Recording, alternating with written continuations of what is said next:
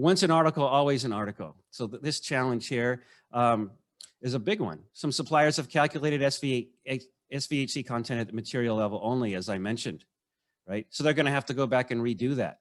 When they do that, the SVHC status of the part might actually change, right? We saw that when we went back out to and asked suppliers for SVHC data on parts that were reported over threshold, 4.15% of those parts had come back saying we really aren't over threshold once we actually did the calculations.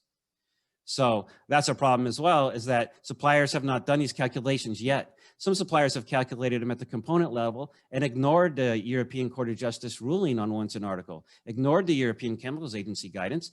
And the only way we can identify that is to collect the full material declarations and review those to make sure that they match the kind of declarations we're receiving from them. And we may need to go ahead and do our own validation if we find that this is suspect, right? We need to make sure that if the supplier has not identified the article as such that contains the SVHC, we have to do so we can report that in our SCIP dossier.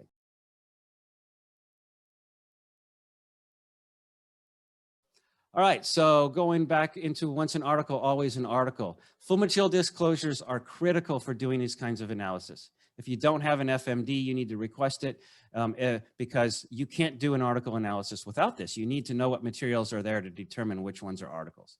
If you cannot get the FMD, then you're going to have to do the hard work and work with the supplier to determine SVHC concentrations, what the article as such is, or what the article categories are, component categories, material categories, safe use instructions, et cetera. You're going to have to detail all that yourself, right, with the supplier. So you're going to have to work with them. Watch out for any supplier that declares a mixture, naming mixtures as articles as such. So in other words, if they say, hey, the article in my product is solder, yeah, solder's not an article, so that's not correct. So watch out for that. That's a red flag for sure. Don't assume suppliers have adequately applied the once an article methodology.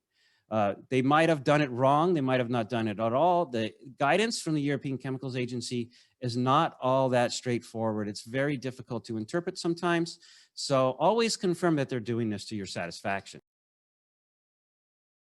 Learn more by viewing the full-length video online at greensofttech.com/videos. Plus, learn about our environmental regulation solutions online at greensofttech.com.